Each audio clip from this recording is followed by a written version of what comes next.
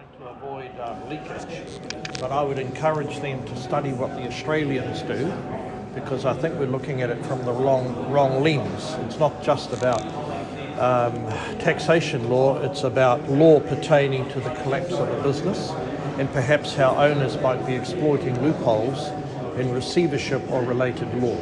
So do you think that, there's a proposal before ministers at the moment, do you think there's room for that proposal to be tweaked to get a workable kind of solution? Yeah, but the reality is that we're not going to agree to redefining in some sort of random way loans as income.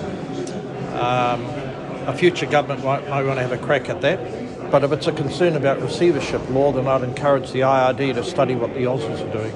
How concerning are you that Air New Zealand looks like it might be making changes to regional routes? Yes.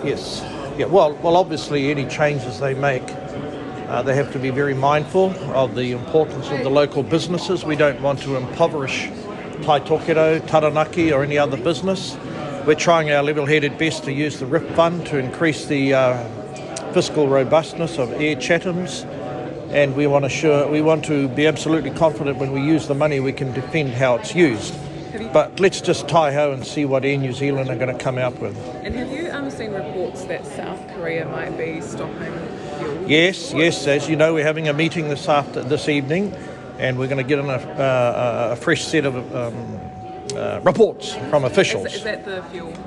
Yeah, the fuel core group. And look, all countries are looking after their own interests. If South Korea decides to introduce restrictions, they're just looking after their own interests in a way that the former Labour government didn't look after our interests when it closed down the refinery. Minister, at Waitangi you said that the Kumara vine Yes. would tell you what happened with Penny Henare. Has it delivered?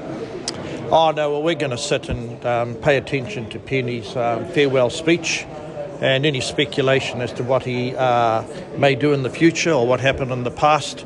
That was a word said at Waitangi, and the God of Wind has blown those words long way into the distance. What's your understanding, though, of what took place? Oh, no, I don't want to speculate in any manner or form about that. Do you think Labour regrets letting him go?